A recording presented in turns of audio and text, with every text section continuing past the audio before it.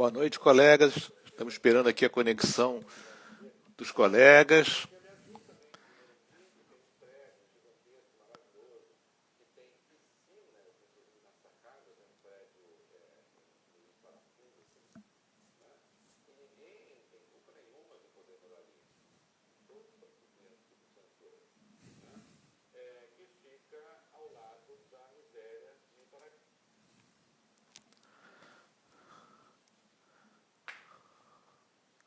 Boa noite, Isabel.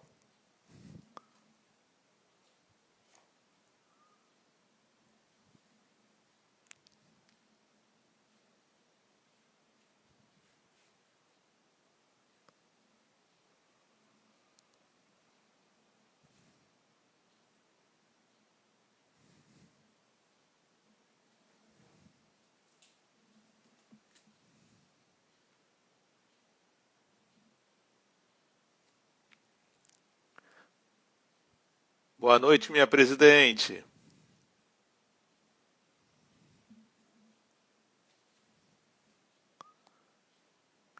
Meu mestre Bacelar, estou aguardando você aqui no chat.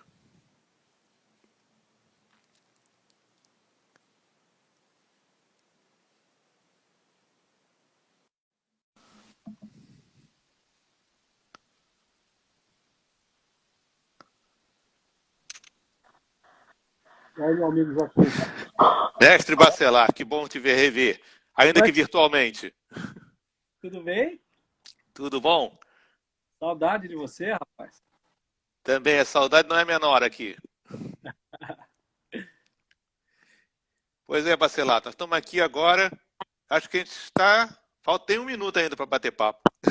Ah, Está é? marcado para 7 horas, 19h59, estamos na marca do pênalti. Então que bom. Estamos em casa. E como é que vai essa capital do frio? Sabe que hoje foi mais. De manhã estava bem frio, mas agora à tarde já esquentou um pouquinho, já deu para achar Então, mais. então vocês mandaram para cá, que eu estou em Angra dos Reis, está um frio do cão aqui. Mesmo? Quer dizer, frio de carioca, né? Então você tira.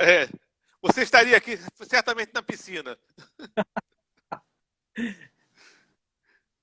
Bom, então estamos no horário.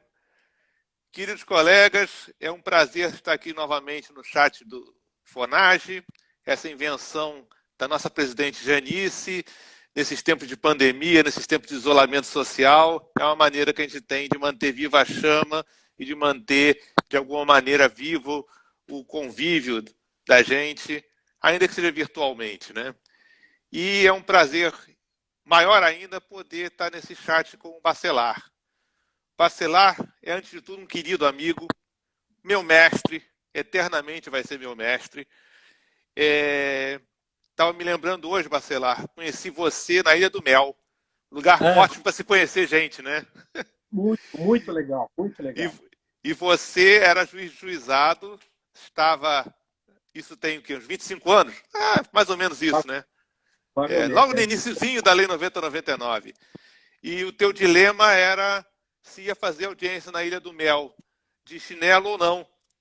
Exatamente. Eu achei que era um dilema de paranaense, porque aqui no Rio de Janeiro a gente não teria dúvida nenhuma. Mas depois eu captei a inteireza dessa ideia, que depois conhecendo bem, a gente sabe aonde nos levou, né? E eu tenho que fazer a tua apresentação, você dispensa apresentações, mas é sempre bom lembrar. Bacelar, desembargador do Tribunal do Paraná, presidente da 9ª Câmara Civil atualmente, foi fundador do FONAGE, literalmente fundador, ele esteve na primeira reunião lá com o João Cabral, com o Luiz Felipe Salomão, hoje ministro do STJ, lá no norte do Brasil, né, Rio Grande do Norte, aquela cidade maravilhosa. E depois aí no Paraná, segundo FONAGE. Depois fiz a segunda aqui no Paraná e tem o nome FONAGE. E o Bacelar está no DNA de todo o movimento da conciliação do Brasil, né? Desde a conciliação no juizado, com os aprendizados de Cazu, Watanabe e dessa gente maravilhosa, nossos precursores, né? E exato. Depois no CNJ com o movimento pela conciliação e até chegar no caminho lógico que seria a mediação, e é nosso mestre em mediação junto com o André Goma, essa gente muito boa, que se reuniu, foram espíritos livres que se reuniram, né, Bacelar, para construir esse caminho, e esse caminho foi naturalmente nascido dentro do juizado. Então, por isso, acho que é um privilégio a gente poder contar com você como nosso patrono fundador também, né? Obrigado. E esse caminho certamente nos leva e nos levou a muitas batalhas, né?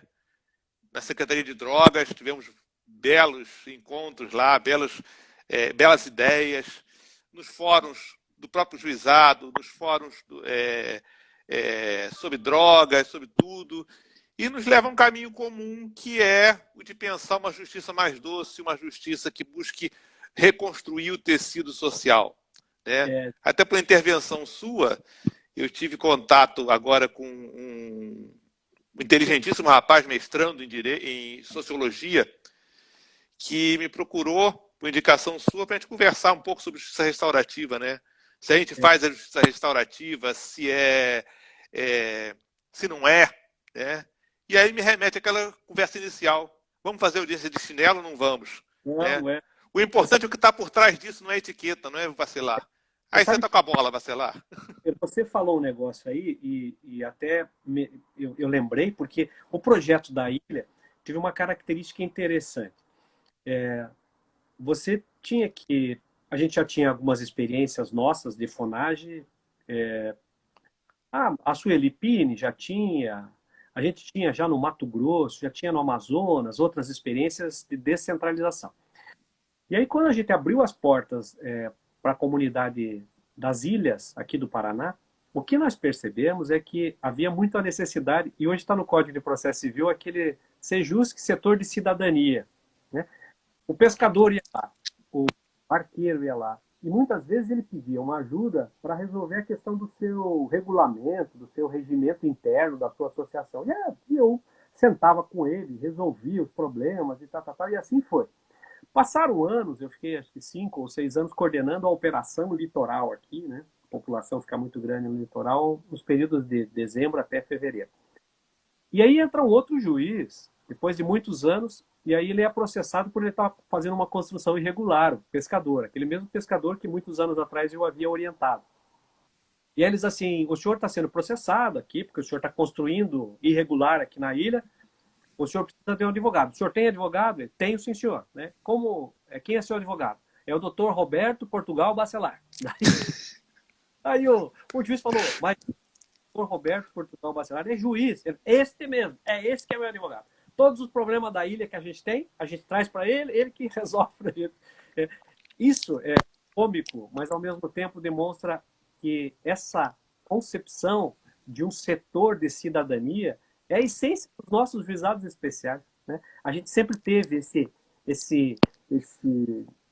essa vocação, eu vou falar assim, essa vocação de orientar, de conduzir. E veja, não é orientação jurídica, eu não estou falando de assistência jurídica integral, defensoria pública, nada disso. Estou falando o sistema judiciário também fazendo a sua parte. Então, e naquele episódio que você mencionou, primeiro, esse setor de cidadania, e naquele episódio eu tive que pedir autorização do tribunal para poder fazer audiências de bermuda, né? Aí recebi autorização, desde que eu usasse um crachá, juiz. Hoje em dia seria mais fácil você mandar fazer uma Havaianas, escrito juiz. Era minha personalizada. Mas é isso, né? Então, você vê que muita coisa aconteceu pelo Brasil todo, avanço tecnológico veio, mas ainda há necessidade desse humanismo, dessa fraternidade, dessa concepção dos novos juízes, de juizados especiais, para resgatar essa história e perceber que nós somos prestadores do serviço essencial para a população.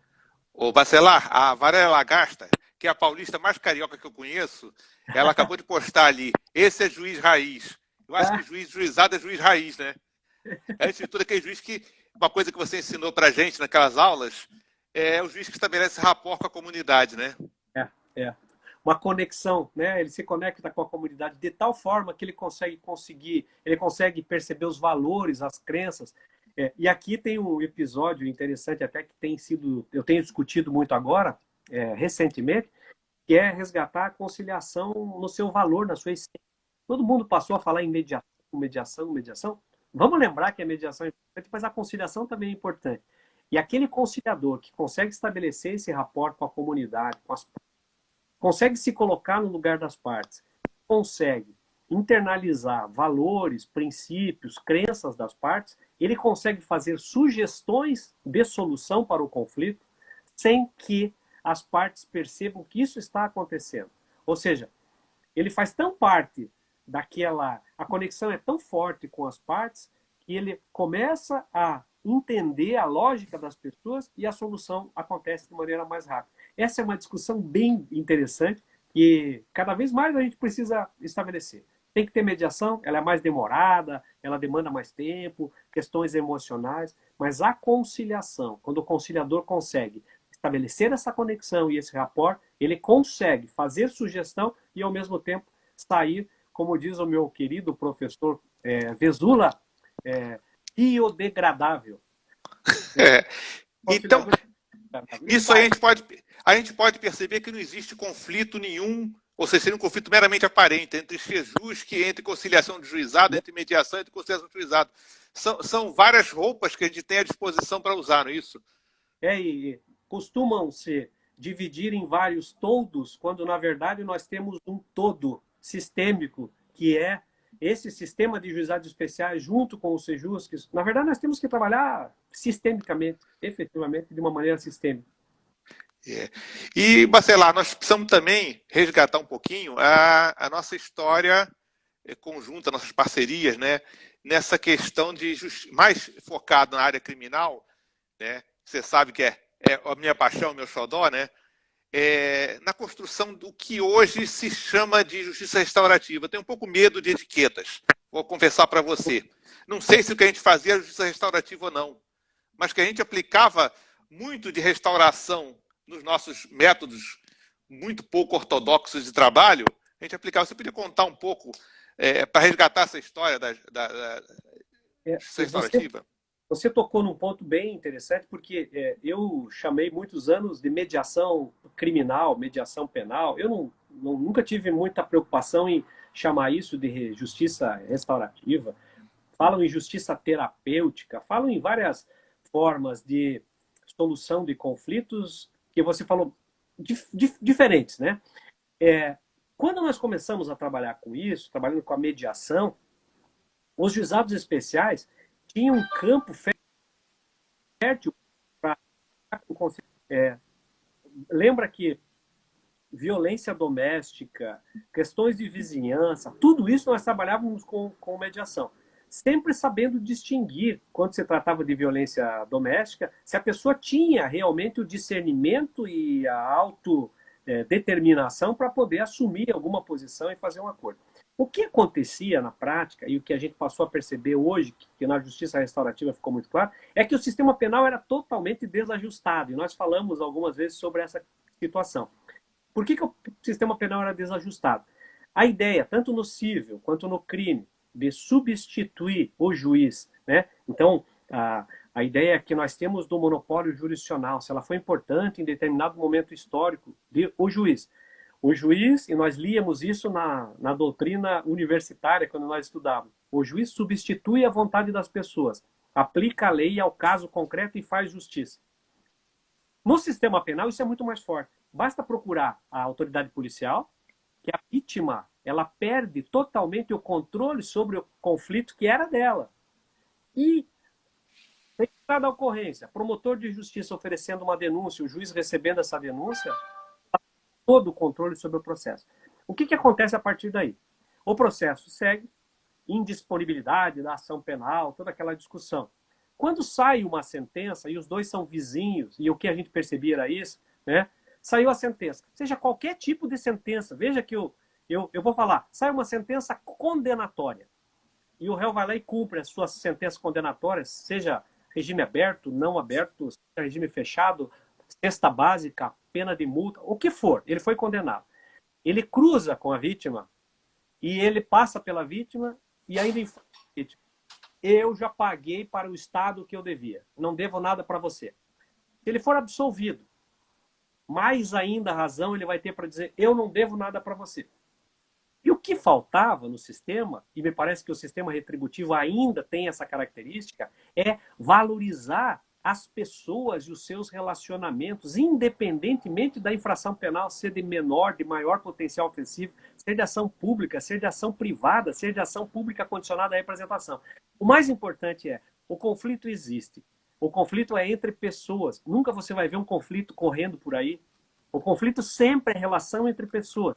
E, portanto, lá nas primeiras nações, nós vamos buscar as origens disso. Lá no Canadá, nos Estados Unidos, na Nova Zelândia. Senta em roda, senta, conversa, discute e percebe quais os verdadeiros interesses. Sempre nós fizemos isso nos juizados especiais criminais. Chegamos a ter 98% de solução, né? Tanto no Rio de Janeiro quanto no Paraná, isso se mostrava. Eu dava muito poucas sentenças, porque a conciliação era o nosso carro-chefe. Então tinha mediação, tinha composição civil, tinha suspensão condicional do processo, tinha transação, e tudo isso levava a não só matar processos, mas resolver o conflito. Porque a gente sentava, conversava, discutia e resolvia. Agora, é esse, me parece, o caminho que nós temos hoje da atual justiça restaurativa. Continuar sentando, conversando, responsabilizando que cometeu aquela infração perante a vítima, né? Fazendo com que eles percebam que eles têm responsabilidade. Não perante só o Estado, não. Tem porque eles são pessoas e eles é que têm que conversar e achar as devidas soluções. Marcelo, uma coisa que eu sinto muita saudade é de conversar contigo e trocar experiências, trocar histórias, né? A gente vai ficando velho virando contador de causa, né? E eu via que eu notava a universalidade dos problemas e das soluções quando eu conversava contigo e você me dizia assim, olha, isso acontecia no Paraná, eu soube que isso aconteceu em Brasília, eu soube que isso aconteceu no Rio Grande do Sul, o que mostrava que o conflito na essência, o ser humano na essência é sempre o mesmo, né? E eu me lembro uma coisa muito interessante que você me contou algumas vezes, que eu vivi na Barra da Tijuca, tanto na Barra da Tijuca quando eu era juiz do interior também. Em alguns casos, o processo penal se tornava tão desimportante que a gente acabava tentando restaurar e intervir no fato social que dizia respeito à rede de pertinência daquele aparente conflito, né? A gente esquecia o autor do fato e vítima, ia buscar o vizinho, a mãe da criança, o avô, né? Essas experiências eu acho muito ricas. A gente testou isso como verdade universal, né? O que acontecia aí, acontecia aqui. Né? E o caso das drogas, você lembra daquela experiência? Começamos a trabalhar com usuários de drogas, né? Então, a ideia dos usuários de drogas, nós estabelecemos um verdadeiro protocolo com interprofissionalismo, né? Então, terapeutas, psicólogos começaram a sugerir várias formas de atuar com usuários de drogas.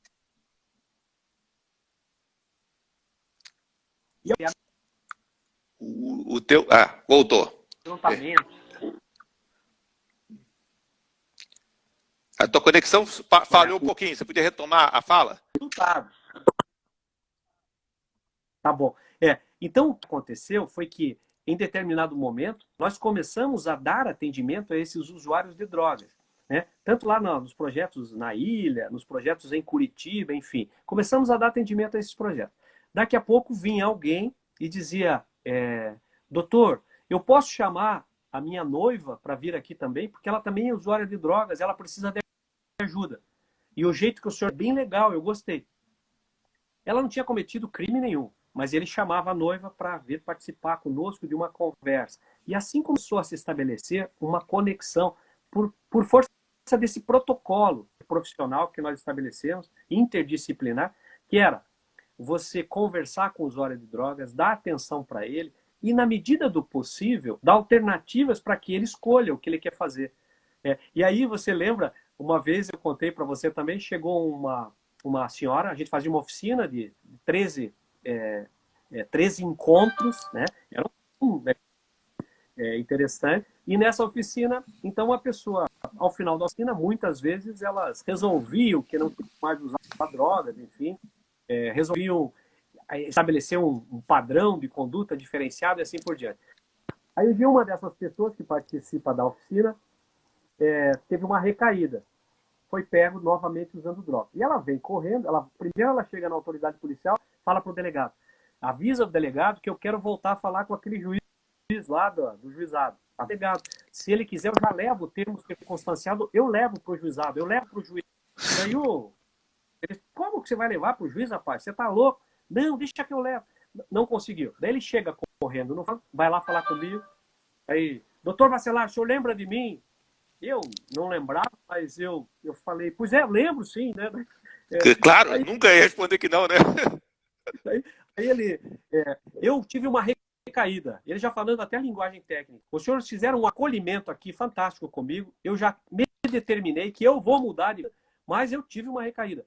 Então, eu gostaria que o senhor me reinserisse na oficina de drogas, de prevenção ao uso de drogas. Daí eu fiquei meio em dúvida, chamei o pessoal lá e tal. Olha, ele quer ser reinserido na oficina de uso de drogas. E aí foi reinserido e tal. Uma semana depois chegou o termo circunstanciado lá da delegacia. E outra história interessante, uma senhora que ela vem e começa a conversar comigo e em determinado momento ela fala assim, doutor, qual é o crime que meu filho precisa cometer para vocês ajudarem ele? Porque ela sabia do projeto do juizado, eu falei, não precisa cometer crime nenhum, traz o seu filho aqui, vai para a oficina de prevenção ao uso de drogas. Então nós começamos a atender pessoas que não tinham cometido nenhum crime, e aí muita gente falava, né, Joaquim, pra gente, mas isso não é papel do judiciário, isso não é papel de você. Né?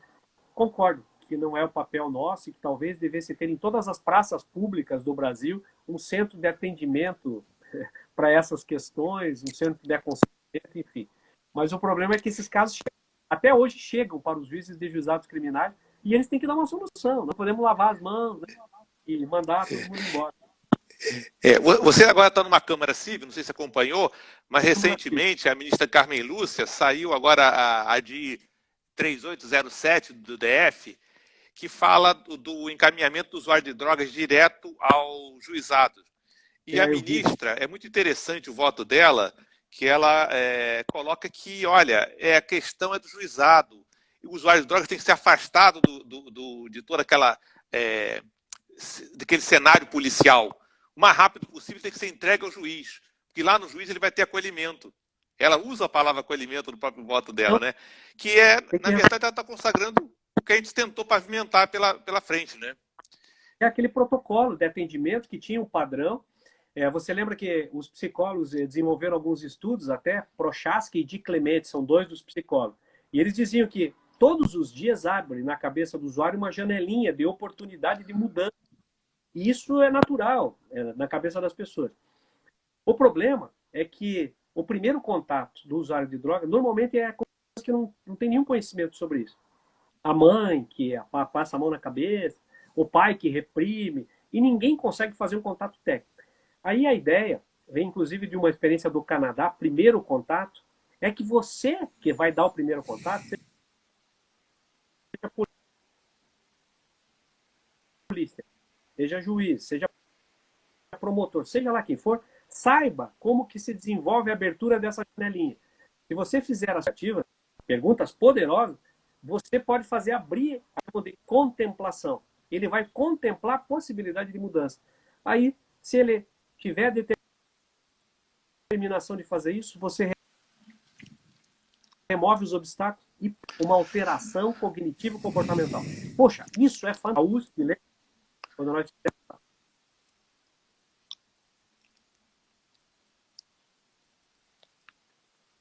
eles foram nos utilizar a parte com o Senado e a USP, houve publicação disso. Nós chegamos a receber um prêmio, né, do governo federal. Foi. Por ter feito esse projeto. Lembra? E também, em alguns juizados, eu me lembro que a experiência lá do Mauro, em Santa Catarina, do Mário lá em Cuiabá, né, eles levam também essa... Eu não vou nem falar... essa concepção nova de acolhimento, né, para os próprios policiais que trabalham com o juizado. Né? Acaba o juizado sendo um polo irradiador de uma nova cultura, de uma nova forma de encarar não só a questão da droga, mas toda essa litigiosidade que pode ser atendida de maneira a restaurar os vínculos sociais. Né? Exatamente. E se você pensar bem, é questão de política legislativa, muitas vezes, definir o que é uma infração civil, o que é uma infração penal, se é de maior ou menor potencial ofensivo. E se nós estamos trabalhando com pessoas, com seres humanos, os policiais que são a linha de frente, se eles forem bem capacitados, né, a justiça restaurativa, essa nova forma de justiça, ela pode ser aplicada em qualquer ambiente. Aqui, inclusive, nós aplicamos depois da condenação, lá no sistema penitenciário, capacitando todos os servidores do sistema penitenciário para poder trabalhar também com esse acolhimento. Então, eu gosto muito da ideia daquele John Burton, que fala de prevenção, e eu tenho falado muito de prevenção. Muito mais do que prevenção. Prevenção, se você puser um carro de polícia na praça, onde tem muito furto de celular, enquanto o carro de polícia permanecer na praça, o que vai acontecer com o furto de celular? Diminui, né? É. Em tese. Ou ninguém vai passar com o celular, novo, não adianta. A ideia de prevenção é mais do que prevenção, porque seria uma prevenção pró. É você remover todos os obstáculos para que aquilo não mais aconteça. Então, você não só previne, mas você remove os obstáculos. Seria o caso de você trabalhar na essência, né? As verdadeiras causas dos problemas. E isso os juízes de juizado especial estão fazendo, né? Os mediadores estão fazendo, os facilitadores de justiça restaurativa. Ao invés de ficar matando o processo, eles estão solucionando o conflito. E eu acho que tem uma diferença muito grande e que todos nós temos que perceber essa diferença.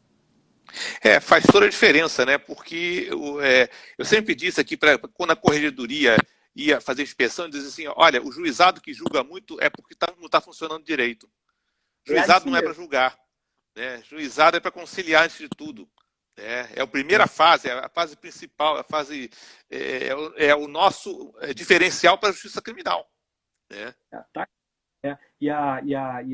Durante muitos anos nós fomos taxados como juízes preguiçosos, que davam poucas sentenças, juízes que não queriam trabalhar. Até nos critérios de promoção, por merecimento, os juízes de juizados eram um pouco desconsiderados. Esse preconceito levou até alguns projetos de lei para fazer do juiz de juizado especial um juiz de segunda categoria. Lá na FONAGE a gente debateu isso um monte, mostrar que o juiz de juizado especiais, como prestador de serviço público à sociedade, linha direta, linha de frente, tinha que ser até mais valorizado do que os juízes que trabalham em ambientes formais, burocráticos, com aquela estrutura toda. De qualquer maneira, independente de onde o juiz trabalha, tendo esse perfil de fraternidade, de prestador de serviço, ele consegue fazer diferença na vida das pessoas. Eu acho que essa é a essência. É uma percepção errônea de quem nunca teve no juizado, né? Não sabe o trabalho que é fazer uma conciliação bem feita. Também não sabe o prazer que dá fazer uma conciliação bem feita. Aquela ideia de quando você termina uma conciliação, as pessoas virem conversar com você até assar, quererem contar. Muito obrigado, muito obrigado. Nós não estamos fazendo nada mais do que o nosso dever. E ainda receber um agradecimento é uma coisa realmente fora de qualquer... Talvez seja o maior reconhecimento que exista, seja quando a gente consegue essa pacificação social. Aqui no Paraná, eu sou voluntário nos círculos restaurativos no Sejusc em segundo grau. Então, o que eu percebo? Quando tem casos mais complexos, eu ajudo lá para resolver esse conflito. De vez em quando tem 10 processos, 15 processos. Eu sento, começo a conversar com as pessoas. De vez em quando vem parentes, vem amigos, madrinha, padrinho. Os advogados, algumas vezes, doutor, o que o senhor acha que nós devemos fazer com os processos? Eu falo, o senhor que sabe, né? Porque a questão não é mais aquela questão que foi objeto de litígio. Tudo já mudou. O mundo já alterou todas aquelas relações. E as pessoas ali, no momento, disseram quais são os seus verdadeiros interesses. O que acontece na prática? Os processos vão caindo. Né? Pediu a desistência do recurso, pediu a desistência de uma ação que estava tratando de situação de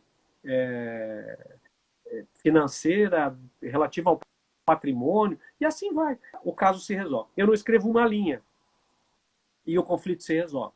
Então, não preciso fazer termo, não precisa fazer. Se as pessoas quiserem, elas se pacificam. Ô, Bacelar, eu costumo dizer que a gente quase que trocou o pneu do carro com um carro em movimento, né? A gente teve que aprender fazendo. E eu me lembro uma vez que eu fiz aquele discurso bonito da premediação com um casal, e a violência doméstica ainda era da gente, né? E eles se entreguei aos mediadores, se compuseram e sumiram. Depois de 2 ou 3 sessões, sumiram. E aí o mediador vira-se para mim, doutor, não sei o que aconteceu, peraí, vou intimá-los para saber, né? Aí marquei uma audiência solene, intimei, botei minha toga, minha beca, eu, mediador, todo mundo lá, armamos aquele circo todo. Chega a senhora e diz assim, olha, doutor, o senhor está de palhaçada? Eu tomei um choque, falei, olha, meu marido está trabalhando, não vem. E eu vou dizer que essa história que o senhor contou, que era para autogestão do conflito, que era para a gente resolver, vale ou não vale? Nós não resolvemos, o que o senhor quer saber? Eu falei para ela, me desculpe, eu não quero saber nada. Eu não quero saber. A promotora ficou em surto. Falei, o que eu faço com o meu processo? Falei, sei lá, leva para casa, joga fora, queima, faz qualquer negócio. Se tornou importante. A gente volta àquela questão, né? Se um dia substituir a vontade das pessoas, agora nós estamos gradativamente devolvendo para as pessoas o poder que elas sempre tiveram para resolver os seus conflitos. Eles chamam de empoderamento isso. Eu não gosto muito da palavra, mas, enfim, empoderar as pessoas para que elas próprias resolvam o seu conflito. Só não pode fazer de maneira muito... Tem que ser gradativa, porque a questão cultural brasileira ainda é muito grande de procurar o sistema judiciário. Não só das partes, como dos juízes, né? Eu vivi esse dilema. O que eu faço com o meu processo? Eu sou juiz, eu tenho que me dar um jeito no meu processo, acabo com ele, extingo, faço qualquer coisa, né? Mas o importante é que o conflito foi solucionado na sua integralidade, né? E esse caminhar todo também nos levou a contato com pesquisadores que, às vezes, sustentam que o juizado, na verdade, com esse aspecto de abrandamento da resposta penal, ele acaba trazendo para a esfera penal alguns litígios que não deveriam nem estar mais aqui, que a prática tinha tratado de tirar daqui do juizado. Como é que você vê isso? É uma crítica, faz inclusive contra a lei de drogas, né? Se realmente a gente não serve como um meio de criminalização de certas condutas. Eu acho que é procedente a crítica, e a gente só tem que fazer alguns contrapontos, porque não é uma questão simples de simples solução. Primeiro porque nós já chegamos a discutir a questão cultural brasileira, né? A questão cultural brasileira é muito forte. A questão cultural de procurar e levar tudo ao sistema judiciário, né? E isso, veja, que até hoje, nos dias de hoje, não faz sentido o Poder Judiciário ficar resolvendo justiça de questões políticas. E hoje nós estamos envolvidos nesse ambiente de o Judiciário resolvendo questões políticas. Judicialização de relações sociais, muito mais, né? Tem acontecido todos os dias. Questão... eu contei para você já de quando eu era juiz em Catanduvas, lá. O fórum, o meu gabinete ficava em cima, e eu lembro muito dessa história, porque eu ouvi o grito da mulher falando, quero falar com o juiz, quero falar com o juiz, e um grito alto, eu corro. Quando eu vejo, encontro a mulher com uma criança de 5 anos, mais ou menos, puxando ela. No Paraná, nós falamos pelo cangote, né?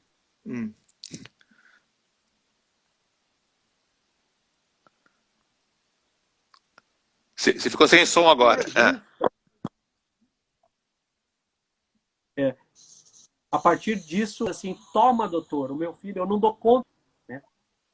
Para mim, isso ficou gravado, Joaquim, que a cultura brasileira é o sistema judiciário. Se você pensar bem, algumas vezes pode realmente haver algum desvio nessa ideia, né, de litigiosidade, que ela é levada ao sistema judiciário a todo custo. De qualquer maneira, o que eu sempre reafirmo é que nós não podemos lavar as mãos. Porque o Estado é um só.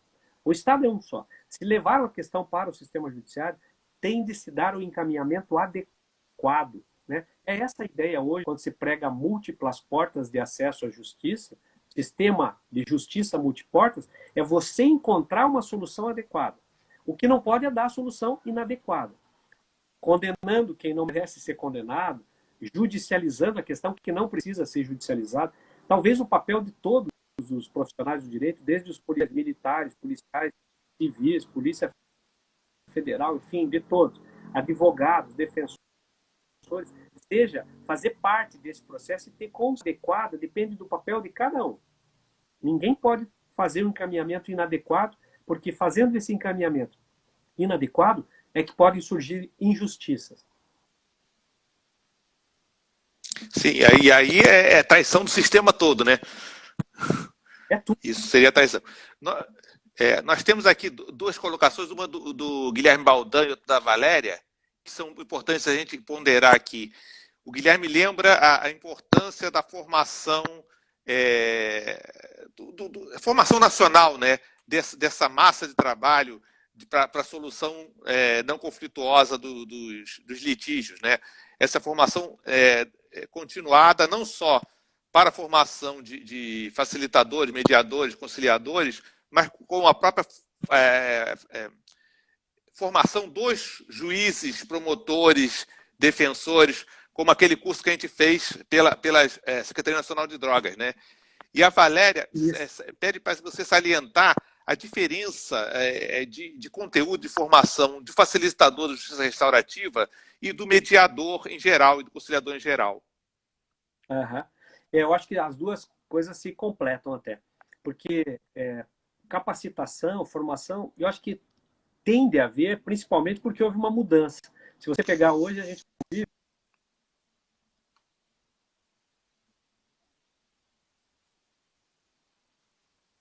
de um jeito. E a formação ser a partir de desenvolvimento de competência.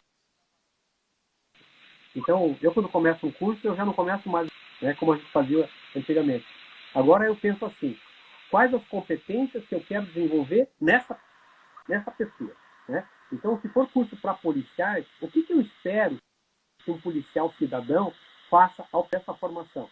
E aí eu penso, eu reflito quais são essas competências e aí, a partir disso, eu estabeleço os conteúdos. Então, para qualquer curso hoje, seja para magistrado, seja para advogado, eu tenho que pensar o que eu quero que, ao final do processo de formação, ele seja capaz de fazer. Resolver problemas complexos. Então, hoje a formação ela trabalha com problematização da realidade. Eu pego um caso concreto, vou pensar esse caso concreto, quais as capacidades que preciso desenvolver para, se isso acontecer na prática, essa pessoa conseguir resolver o conflito. Bom, seguindo essa mesma lógica, então, na formação hoje, ela se faz só por métodos ativos, com problematização da realidade, a formação tem que ser assim. O adulto não aprende mais assistindo palestras, assistindo televisão, ele aprende debatendo, né? Assistir aula ficou para trás, agora tem que fazer aula, ele tem que desenvolver competências, ação, reflexão, ação. Isso, quando você pega a ideia dos cursos de facilitação em justiça restaurativa, certamente você vai ter que vencer algumas barreiras, principalmente a barreira de perceber a ideia da ação, da ressocialização, da reinserção social, da participação de cada um nesse processo. E, fundamentalmente, perceber que o crime é menos importante. A infração penal que chega para a justiça restaurativa, racional, se for o caso de infratores, ou a situação que chega, isso é menos importante do que a responsabilização daquelas pessoas. Eu lembro sempre do exemplo do Maori, lá na Nova Zelândia, em determinado momento, o governo neozelandês, leia-se, governo inglês, percebeu que lá não havia reincidência e eles não tinham punição. E eles não entendiam isso. Aí eles foram pesquisar, os Maori têm a seguinte ideia: mais em punir aquilo que aconteceu, é você ter a certeza de que todos estão conscientes daquele mal e que aquilo nunca mais vai se repetir. Veja que questão significativa. Mais importante do que aconteceu do passado, né, e é o que só nós trabalhamos no passado, mais importante do que aconteceu é você projetar que aquilo nunca mais vai acontecer. Né? Esse é um grande exemplo da facilitação dos círculos restaurativos. Tem que ter uma estrutura para trabalhar com a doutrina do saber fazer teoricamente sustentado, que é o Zé, os círculos da Kay Pranes, todas as experiências possíveis que se desenvolveram no Canadá, na Nova Zelândia, nos Estados Unidos, e mesmo dos indígenas brasileiros. As primeiras nações têm muito a nos ensinar. E os cursos de mediação, me parece que nós demos um passo bem interessante. Eu não foco mais na teoria clássica de Harvard. Eu só na teoria transformativa de Bushel, Fogler. Eu não trato só da teoria circular narrativa. Eu trato com uma visão sistêmica de todas as teorias. Cada uma delas tem o seu espaço. Nenhuma é melhor do que a outra. Todas elas podem ter o seu espaço. Mesmo aquela que trabalha da mediação avaliadora e facilitativa, elas têm o seu espaço na produção de uma mudança nessas relações. Então, todos esses cursos, o que eles têm que ter? Tudo aberto. Não existe mais conteúdo pré-definido. Eu não posso, como instrutor, receber um conteúdo e ter que obrigatoriamente seguir o conteúdo. Eu tenho que pensar que, ao final do processo, eu quero que sejam desenvolvidas algumas competências. E, a partir dessas competências, é que eu vou construir o meu conteúdo. E as competências são, ao final... E é isso que vai dar a cara, não só para o agente que vai receber o treinamento, como para o local que você vai desenvolver a atividade dele, né? Você não vai ter a mesma abordagem para um juizado de violência doméstica, e eu acho que a gente não pode descartar, mesmo com a lei Maria da Penha, a necessidade de ter justiça restaurativa lá, embora não seja satisfativa como resposta penal, ela tem que ser praticada também, de alguma maneira, né? Ir para um juizado de drogas, ou para um juizado de vizinhança, né? Ou para um juizado misto, que pega questão civil e criminal, que, ao meu ver, é o juizado mais bonito de se trabalhar, né? Aquele clínica geral, né? Então, é muito interessante essa ideia de não ter um figurino pré-estabelecido, né? E aí você trabalha com... Cada curso é um novo curso, cada formação ela é específica e a partir do conhecimento e da realidade da qualidade. Então, por exemplo, tem que encarar o espaço, tempo, cultural, comunicacional, local. Essa frase grande que eu falei, espacial, temporal, comunicacional, local, significa dizer que você que está nos ouvindo aí, na sua comunidade, você tem que fazer o curso próprio para a sua comunidade. Não dá para pasteurizar os cursos, não dá, nada mais pode acontecer assim. As gerações que estão aí, Z, Y, milhares de gerações, elas têm um jeito de aprender. E eu tenho que saber que o adulto aprende diferente da criança. E eu tenho que fazer um curso que seja interessante para ele. E que ele consiga, a partir de situações da realidade, ser melhor como ser humano, ser melhor como profissional. Ele tem que perceber que ele pode ser melhor a partir daquela formação. Aí ele vai se interessar pela formação. Aquela história de ficar estudando coisa que você nunca vai usar, não faz mais sentido nos dias de... E você acha que o CNJ já está entendendo essa necessidade de ter cor local? Ou ele ainda se mantém muito fechado no modelo de treinamento pasteurizado, universal? Eu acho que já mudou, melhorou bastante. A um primeiro momento talvez até tenha sido necessário aquela pasteurização, você pegar um modelo, você ter uma sintonia em relação a terminologias. Então, num primeiro momento, até foi importante que isso tivesse havido. Agora, mesmo nos cursos que nós estamos coordenando lá no Conselho Nacional de Justiça, um deles até, estou coordenando junto com a Valéria, curso para advogados, e a gente está com um grupo de advogados e está coordenando o projeto desse curso. O curso anterior com a Thaís Ferraz, eu estou coordenando esse curso ainda que está em desenvolvimento. A ideia é um curso que está sendo montado sem nenhum limite estrutural. O que ele tem? Ele tem um fio condutor. Um fio condutor que você tem que perpassar durante todo o curso, fazendo com que haja ação, reflexão, ação. Introduzindo métodos ativos em todos os momentos, para que no sequenciamento pedagógico você apresente alguma coisa, os alunos tragam a experiência deles, você pega a experiência deles, retrabalha as experiências deles e gere atividades práticas. Então, embora o curso seja teórico, você pega a atividade, se for para servidor, você pega a especificidade do servidor, a experiência do servidor, agrega isso como uma tarefa. Agora, para os advogados, tem que pegar a experiência dos advogados, agregar isso como tarefa e pôr para... A mesma coisa a gente faz na formação dos magistrados, o FOFO, a formação de formadores. A gente pega a experiência dos juízes, agrega a experiência dos juízes para que ele trabalhe com a própria experiência. São os casos da realidade, o caso do dia. Agora, Bacelar, você teve a oportunidade de ser formador, e eu sei, porque eu estive até junto, né, em cursos no Ministério Público, na OAB, para juízes, para auxiliares da justiça, para policiais, né? Essa experiência. Até para treinadores de futebol. Agora treinadores de futebol. Na CBF pediram. Com certeza. Então, eu tenho ido dar o curso de licença lá para os treinadores de futebol. Eu também tenho ido. Vou te chamar para treinar o Botafogo também. Tá precisando. Mas esse modelo existe em alguma outra parte do mundo? De um órgão, da justiça se convencer que tem que mudar a cultura e treinar todo mundo, cada um na sua especialidade, com o seu viés? Porque, pelo que eu sei, os cursos se faz curso para facilitador e o juiz não é treinado, né? Se faz curso para facilitador e o advogado não é treinado, né? O advogado do litígio. Aqui a gente tem uma visão diferente. Isso já é a mediação à brasileira?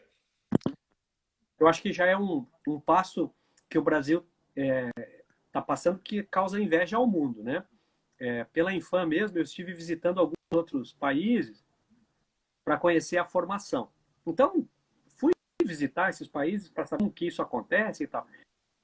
E, primeiro, é muito difícil você ter um país, qualquer país, mesmo os Estados Unidos, que a gente imagina que tem uma formação de magistrado exemplar. É tudo muito...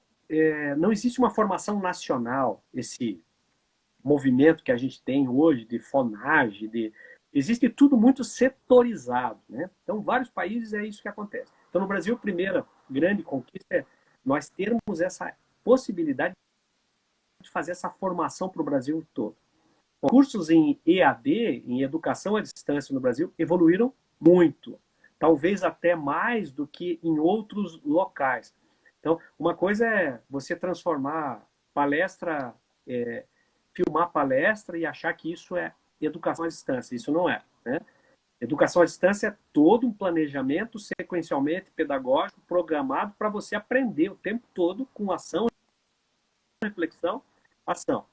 O Brasil também, e a formação tem se dado por convênios e parcerias, o que me parece muito interessante. Então, por exemplo, agora o ministro Toffoli assinou uma parceria com o Conselho Federal da Advocacia, dos advogados, a Escola Superior da Advocacia, para fazer a capacitação de advogados. Né? Parece que vai sair um convênio do Conselho Nacional de Justiça com os notários e registradores. Parece que vai sair um outro convênio. Bom, o que isso acontece? Precisa reconstruir a roda. Né? Pega um curso que já está pronto, já teve lá 3, 4 anos de debate. O ministro Buzzi, né? Nosso querido ministro Buzzi, que está há muito tempo buscando isso, trabalhando. Pegou essa bandeira na mão e levou para frente, né? Conseguiu, né? Agora que isso está pronto, não há por que cada um dos outros órgãos começarem a fazer tudo de novo. Então, dá para a gente reconstruir. E o mais importante disso é que vai ter uma mesma sintonia. O fio condutor vai ser o mesmo. Então, a chance disso ter um bom resultado é muito grande. Eu sou muito esperançoso, até porque tenho participado desde a origem, mas eu tenho muita esperança de que isso transforme o Brasil. Principalmente se a gente tiver bem arraigada essa ideia de que, olha, isso é uma ferramenta que pode ser usada por todos, mas cada um tem que usar na sua medida. Né? Cada um tem que construir a sua identidade para esse tipo de justiça novo. Né?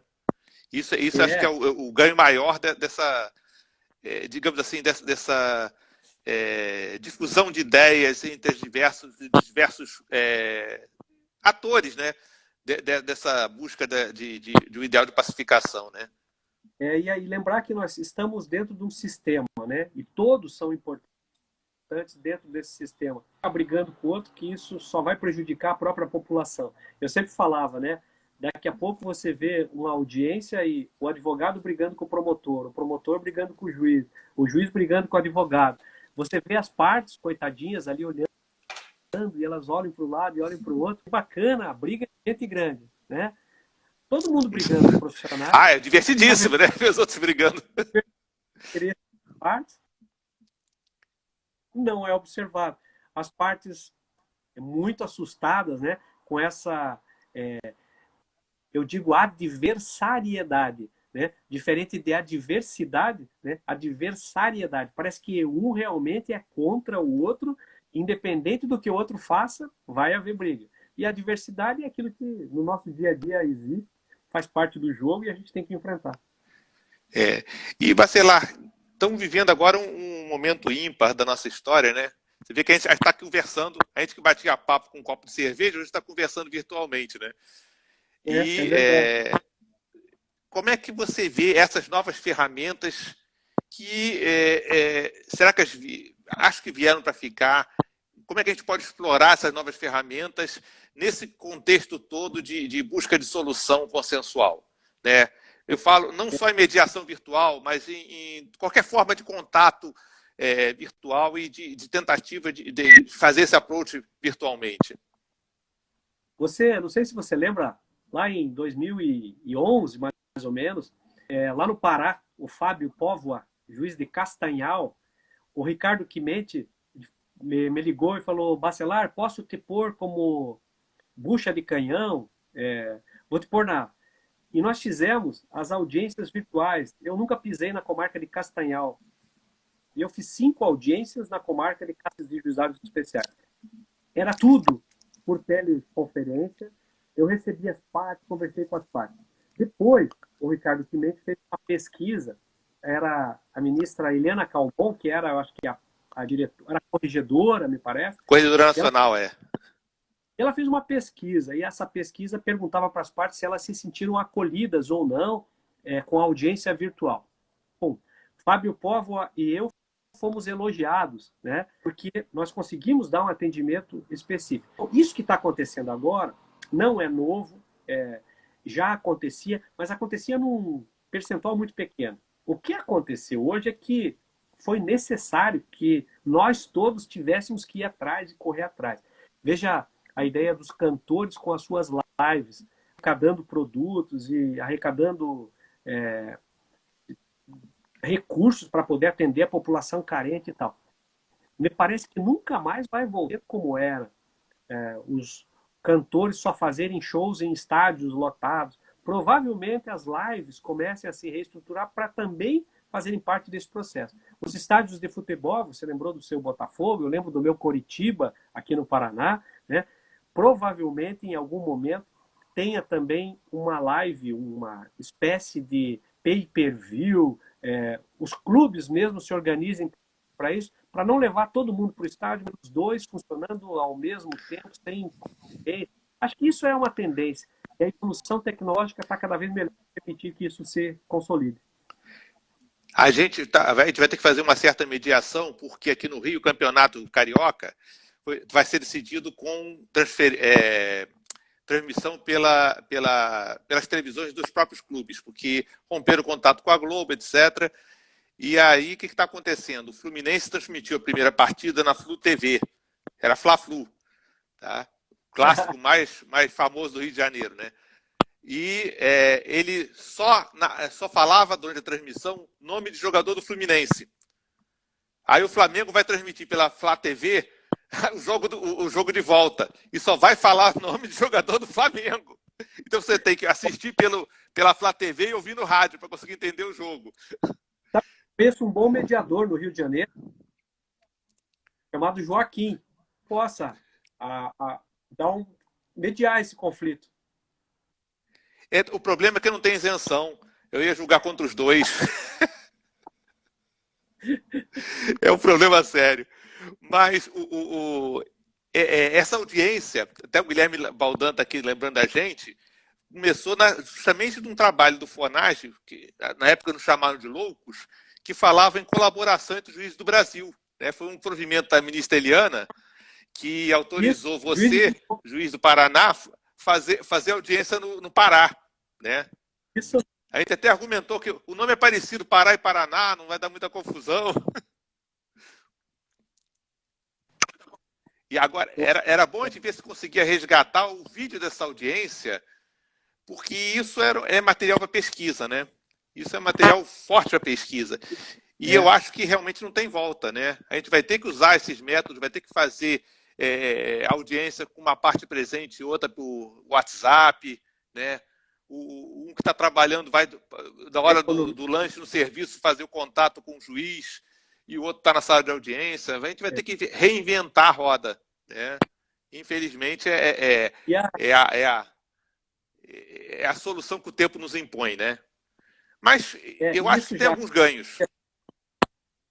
Eu também acho. E acontecia muito na margem dessas situações, né? Alguns juízes federais já faziam as suas sessões virtuais e tal, tal, tal. A coisa era muito... Alguns estados, né, já tinham trabalhado com isso, era possível fazer uma sessão virtual. Agora, hoje, essa é a regra. E me parece que a gente vai corrigir muitos dos erros. E o mais importante vai ser a economia, porque o custo de transporte das pessoas, o custo disso é muito tempo. Eu lembro também, lembra o juiz Brandão, lá de São Paulo? O Edson Brandão? Lembro. É década de 80. A gente começou a trabalhar com juizados especiais, cíveis e criminais, e ele já ouvia os presos dos presídios, né? Então, era uma economia fantástica de ouvir. Ele não foi autorizado a continuar com o programa porque isso poderia implicar em um cerceamento de defesa, enfim, tal, e ele suspendeu. Mas já havia interferência lá de São Paulo de interrogatórios virtuais, né?